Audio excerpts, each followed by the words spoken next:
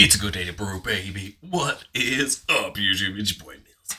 Back with Hometown Commander, back for another episode of Millsy Brews, the show where I brew version 1.0 deck. This is the commander right in front of us on my quest to brew the magic world.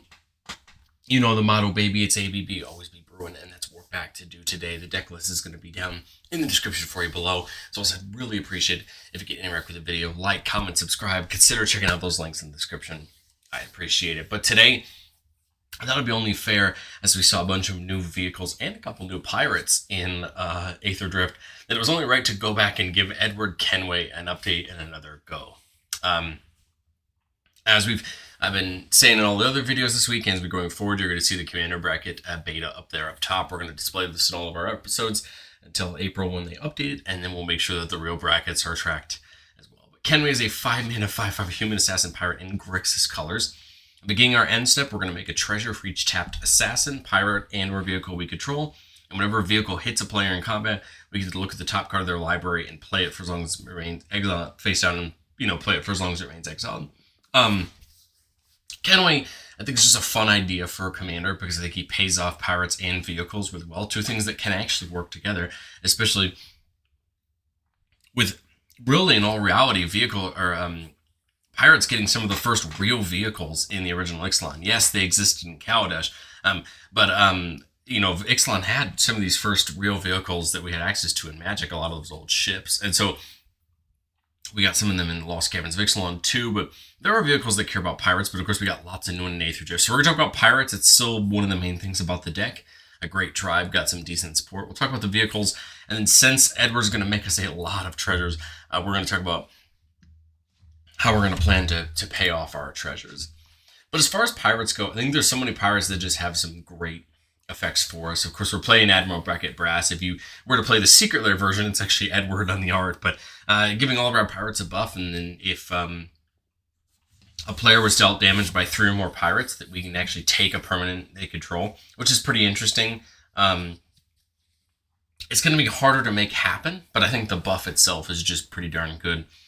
The Old Breaches says whenever one of our pirates that we control deal damage to your opponents, we exile the top cards of each of those opponents' libraries, and we can play those cards this turn. So a good way to cheat, steal some things. Kind of works well with Edward's ability to steal things when vehicles hit.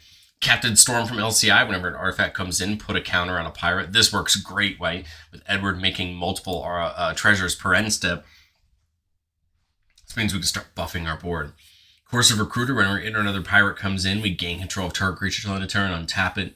Until the end of the turn, it's haste and also becomes a pirate. Just an interesting ability, being able to take our opponent's things and use them against them, and they count as a pirate. So for the purposes of Edward's abilities, we should be able to stack it so Edward goes off before Coercive gives it back, meaning we could still have a treasure made for it.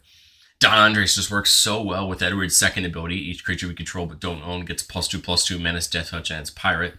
So this is important because, if our vehicles hit and get creatures, we can play them. So this basically means that they become pirates and they get a little buff. And then whenever we cast an on-creature spell we don't own, we just make 2 tap treasures. So working near perfectly with Edward in what we want to do with Edward anyway, and if we could take things, we take them. I think Swashbuckler makes a ton of sense. We have a bunch of vehicles in the deck because we want vehicles to be tapped for Edward. So Swashbuckler can give them haste and give us some draw and discard if we do attack with them. Gemstone Buccaneer makes a tap treasure anytime it or another pirate comes in, and can turn turn treasures into little equipment if we want. Kitesail Larcenist is always a pirate I've always liked. Whenever it comes in, for each player, choose up to 1 other target artifact or creature, and they become treasures for as long as it's out. Good way to just lock things down, take out people's commanders, and just not only disrupt the board. The Old Malcolm, whenever one more pirates deal damage to an opponent, to your opponents, you create a treasure for each opponent dealt damage, so a way to just make more treasures per turn. Storm Tamer, that classic ability, pay 1 blue and sack it to counter a spell and ability that targets you or a creature you control. Priority copy can come in as a copy of any creature on the battlefield except it's a pirate. A very interesting ability that could come in handy for us depending on what our opponents have. And then Merchant's Raider. Whenever it or another pirate comes in, we tap up to 1 creature, and that creature doesn't untap for as long as we have Merchant Raiders. Just a very interesting ability, and can be used to kind of help lock down our opponents a little bit. Time Stream Navigator gives us an option to take an extra turn and put it back on the bottom of our deck. And just a nice option to have in your back pocket. Warkite Marauder is a really fun one. Whenever it attacks, you get to pick a creature that defending player controls and have it lose all abilities and becomes an 0/1. It's going to be really useful to get creatures out of the way for attacks or get rid of key effects that you might need. Double down, so when we're recasting an outlaw, you can copy it. Mainly here, we're looking at pirates, but also assassins, so we could potentially double up on some of the creatures we get. But I think where the deck really shines is pairing our already good pirates with some great vehicles. You'd be hard-pressed to find a vehicle deck, I think, without Cosima / the Open Keel. I just think it's a great vehicle, especially the back one for us. Whenever a vehicle we control does common damage to a player, that player exiles that many cards from the top of their library, and we can play lands from among them as long as they remain exiled. No, it doesn't pair exactly as perfect with Edward as we like, but the point is now you just run the risk of exiling off the top of your opponent's decks. Is even better than Mill, right? Because most of the time they're just not going to have access to them anymore. Adressia, whenever it attacks, if an assassin crewed it, draw a card, and it becomes an assassin. Kind of interesting ability, but I think the main thing that is helpful here is it's a 3-mana vehicle that crews for 1. So if you have any way to make creature tokens, they're going to crew this pretty easily. But if you crew it with Kenway, then it becomes an assassin. But either way, you're still drawing a card if you crew it with Kenway, and then you're getting extra value, and then you'll get that treasure at the end of the turn because of its ability. Brotherhood Vertibird grows for the number of artifacts we control as we're making those treasures, right? It's going to get bigger and bigger. Fell Flagship, one of those original Ixalan vehicles, just giving all our pirates a buff. And whenever it hits a player in combat, that player has to discard a card. Horde Hauler, whenever it hits a player, we create a treasure for each artifact they control. It can be a very useful effect against certain decks, right? Taking advantage of that. Imposter Mech comes in as a copy of a creature an opponent controls, except it's a vehicle. Very interesting ability, again, to potentially copy the right thing at the right time. Mindlink Mech becomes a copy of a creature that crewed it until end of turn. A non-legendary creature that crewed it until end of turn. Kind of an interesting ability. There's some things we can do with it in the deck, although we are playing more legendary pirates than non-legendary pirates, but just a very interesting ability. But the point is, it's a flying vehicle that should be able to get in for some good damage. Nautiloid Ship's pretty fun and works with the Don Andres inclusion. Whenever it enters, we get to exile a player's graveyard. And then whenever it deals damage to a player, you may put a creature card exiled with it onto the battlefield under your control. So you don't even have to hit the same player that you exiled the graveyard from. You just potentially can take some creatures, right, and take advantage of it that way. The Belligerent from that latest set on Ixalan, whenever it attacks, you create a treasure until the end of the turn. You can look at the top card of your library, and you can play lands and cast spells from the top, which is huge. Especially if you want to wait, right, to play things until after combat, right? You could extend your hand a little bit and have some more options. The Indomitable from last time Ixalan, just whenever a creature we control hits a player, we draw a card. Beautiful, right? Drawing us some cards. And then we could cast it from our graveyard as long as you control 3 or more tapped pirates or vehicles. So a great way to get it back, right? Every turn, potentially. Get it back if need be from our graveyard.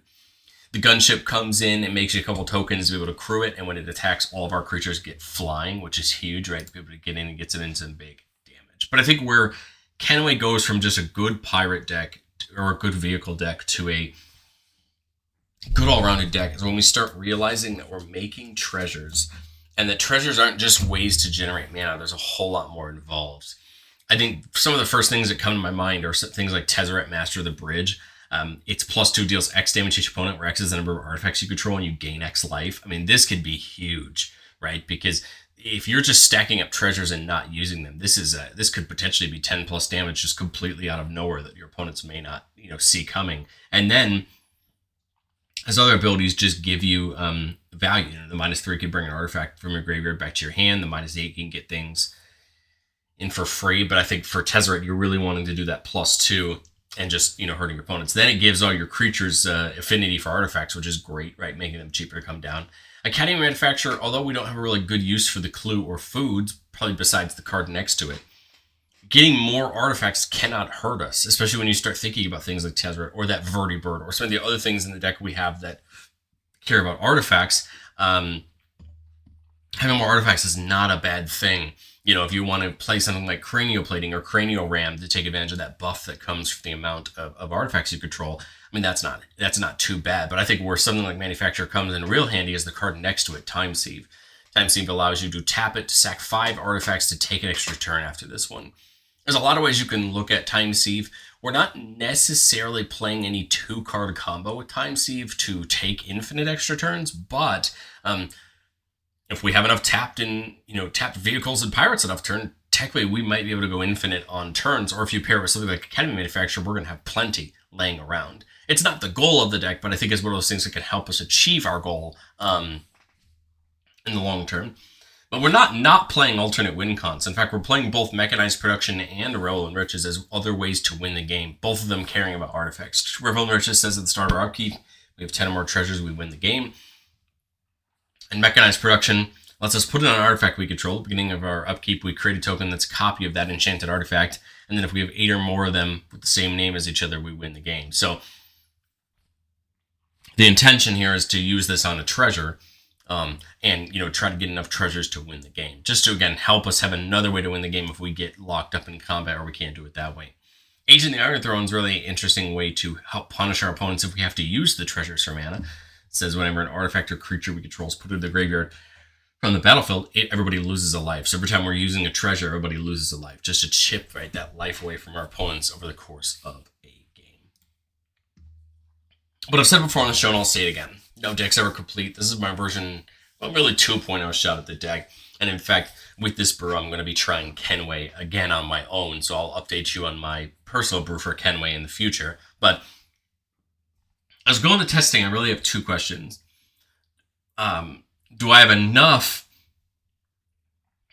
pirates and vehicles to really make enough treasures? And how do I get more, right? Because I think at the end of the day, having a couple each turn is great, but I feel like there's going to come a point in the game where you need to have more than that to really take off. And that's what I like about a card like Rooftop Bypass. Whenever one or more non-token creatures we control that hit a player, you make an assassin token that on future turns is going to count for Kenway's ability, right? Black Market Connections can get you shapeshifters that are going to be assassins and pirates, allow you to do that. And then I thought about something like Possession Engine. I feel like taking control of a target creature opponent controls could be a nice thing. And the Possession Engine's not a bad body, right? It's a 5/5. But the question becomes, where do we find better consistency? I can't recall if it's in the deck, but a card that I put in my own brew that I'm pretty sure I put in here was the new Lifecraft engine from Aether Drift, because it'll turn all your vehicles into pirates, which doesn't seem like an important thing, but it could be for the purposes of things like Beckett Brass and other things. So you could start to see where some of these other abilities, can turn our vehicles into these creatures to have real effects for things. But let's get into our playtest, the thing we love to do here on the channel. Remember, the goal of our playtest is not to find magical Christmas land. It's not to decide the best things our deck can do. It's to understand how do we navigate the early to mid game. How do we see our deck progress, and how do we know what to look for? So here we're keeping a 3-lander. Arcane Zephyr Singer can convoke out and give flying to the creatures that convoke it. Mindlink Mech Corsair Captain comes in, makes us to treasures and buffs our pirates. It's not a bad start. We draw Warkite Marauder turn 1. Not too bad. Warkite Marauder is a great pirate. Like I said, that on attack ability to lock down something, making an 0-1 and have it lose its abilities is actually really helpful. And I've seen a lot of times it allow your pirates, especially the ones that are flying, potentially to get in unblocked if our opponent only has 1 flying blocker. There we draw the Larcenist. Turn 3 here we see the Time Sieve, so we know we have something to work towards, right? I put in the Captain. Makes me a treasure. Does that get me anything else this turn? I guess Warkite Marauder, right? Just as a way to get some extra things down. Because remember, Kenway doesn't need itself to be tapped. It just needs things to be tapped. So this might be a good attack here on turn 4. Marauder might be able to take something that might be able to block Corsair Captain out. And then we should, at the end of the turn, be able to make 2 treasures here. Again, really working our way towards some more value. Here I think it's what? Mindlink Mech. The thing I like about Mindlink Mech is you could make it a copy of Corsair Captain and give your other pirates +2/+2, right? Which could be fun. Might not be a bad time for the Larcenist, if that's what we want to do. But I actually don't mind it being Zephyr Singer here. So you tap these 3, right, for the Zephyr Singer, and we'll pay 1 extra mana. And then all 3 of these get a flying counter.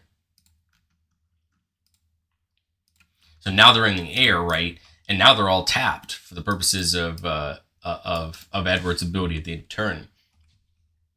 Again, it's okay. The Mind Link mech doesn't need to be crewed this turn because it doesn't have haste. But now we're looking at least, right, 3 their turn. Now we also conversely could have played the Kitesail Larcenist, done its ability, and then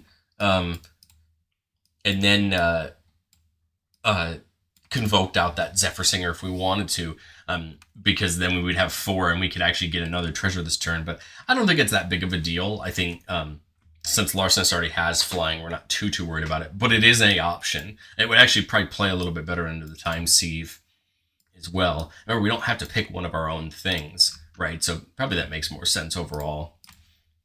Yes, we're tipping our hand a little bit more into a board wipe, but I think we've got to create the advantage when we have it. Because now, if you think about it, if I play this Time Sieve, if no one can deal with these 5 flyers, I now technically have enough every turn to attack and sack to a Time Sieve to win the game, right? Edward's making me 5 tap treasures at the beginning of your end step. And so the way this is going to work is I would sack the 5 this turn to take an extra turn. At the end step, I'd get 5 more, go to the next turn, and try to keep, right, recycling them over. So you could start to see where, right, with enough pirates and enough vehicles, you can just luck your way into Time Sieve becoming a real threat to your opponents. Now, this isn't a 2-card combo, right? Because it requires you having the pirates there, which is why we're still very much entrenched in bracket 3 as opposed to bracket 4. But I think this is one of those interactions that can be really helpful for you to understand when you're looking at either how to make, how to use Kenway's treasures or what to build towards, I think, as you raise the power level up. But I think that's more than enough good for one. Again, the only out there, right, is either removal for Kenway, which we would have enough mana to replay him, or 2, someone has enough flyers to get in our way, right, which is, again, a possibility. But we'll get into playtest number 2, keep it a 3-lander with the 2 talismans and Cosima. I think we just want to get ourselves into one of our talismans right here on turn 2, just kind of start building our mana up. That's interesting. So we draw the Horde Hauler, we draw the Mind Link mech, the Mobilizer mech. So when we crew the Mobilizer mech, it can make another vehicle into a creature. So it's kind of nice because you can get multiple creatures to be crewed at the same time. Here, I kind of want to play the Talisman to, to keep the party rolling. And if I do that, I think the option's either Mobilizer mech or the backside of Cosima, which is the Omen Keel, right? Because I feel like it's not a bad idea. I like the idea of Horde Hauler just to start getting, artifacts if we have an opponent that's really playing artifacts. But the problem there is we won't know that. I think I'll just play the Mobilizer this turn. I mean, we're looking at a nice potential Edward next turn. I think the only problem that now we're going to have with our hand, especially seeing this Mobilizer make, is I don't think I have enough creatures to crew my vehicle. So it might make sense to play Cosima on the front side, just to make sure that I have enough creatures to start crewing. Play Cosima, play the Mind Link mech. We could crew the Mobilizer mech. Oh, we can't, sorry, this turn. I apologize. It's got 1 less power than needed. But could crew the Mind Link mech next turn. Now we see the Warcry Marauder, which is great. But I think it's just Kenway this turn. Kenway can crew the Mobilizer mech, which can crew the, make the Mind Link mech a creature. And we get attacked with these 2, get 2 treasures at the end of turn. It says, beginning upkeep, you may exile Cosima. If you do, whenever a land comes in, if it's exiled, you may put a Voyage counter on it. And if you don't, return back to the battlefield with counters on it equal to the Voyage counters. Just a way to stack it up and make it better. But I think here it's just to make 2 treasures. Again, try to... sorry, we would have gotten 2 Edward vehicle triggers probably because they're both in the air. So maybe someone has something for us to cast that turn, but I think we spent most of our mana casting Kenway, so I doubt it. I think now on future turns here, now I'm doing this first, right? Because if Kenway's going to get me the cards, and I don't have anything that crazy to use, especially since the Hauler doesn't have haste, I kind of want to do this first, right? See what I knock out. And if I don't knock out anything good, get the Marauder and the Hoarder down. Just to have access to more things in a future turn. I believe that leaves us enough mana to keep the Offer You Can't Refuse up as well. But again, would have been 3 the first turn because Kenway was tapped when he because Kenway was tapped when he crewed. But now, I mean, now the nice part is we have enough treasures to kind of bankroll our problems here. The only problem is, right, we just don't have the cards to do it. So we ideally want to find a way to draw some cards. Prismar Command could do it. It's just not drawing us a ton. But I feel like I have to do it here just to see if we can get into some other things. We see Bazim, which can grow itself. It's kind of an awkward hand because we're missing some of the draw we'd like to see with other things. But again, just keep ramming these vehicles through, right? Getting treasures. I mean, we're going to be pretty much up on treasures no matter what. It's just the question of trying to find something to use them on. The Belligerent's a ton of help. Just can't do it this turn. I think this playtest so far has just been hindered by card draw, which is I think something that also needs to be, if this is consistent, right, taken a look at. I haven't noticed it in some of the other playtests I've done either on myself before recording the video or in the version of the deck that I'm playing on my own. But hey, always good to make a mental note when you see it so that you can improve it if need be. Here, keep it a 3-lander with Cultivator's Caravan, a nice mana rock that can also be a vehicle. Merchant Raiders, Pirate Copy, and a Talisman. So not a bad start. We get another Talisman off the top. Okay, so not a bad start at all. I got the mana. I'm thinking Talisman into the Storm Tamer here. Use that mana if we can, even if we have to pay a life. Glinthorn Buccaneer is definitely interesting. Way to discard and draw. Thinking of what? Just Talisman Caravan here. Just again, grow our mana, get ourselves up for in a future turn. Now here at 6 mana. Can't crew the Caravan. I'm kind of thinking I just play the Gunship and then look to play Edward next turn when I could try to crew multiples of these and get some attacks in. So my thought is here on turn 5, play the Kenway. Kenway can crew the Caravan. One of the Astartes warriors can crew the Gunship. And then go attacking. The rest of our attacking creatures are going to get in with flying because of the Gunship. Now we're looking at what? 1, 2, 3, 4 tapped things that are going to make us treasures, right?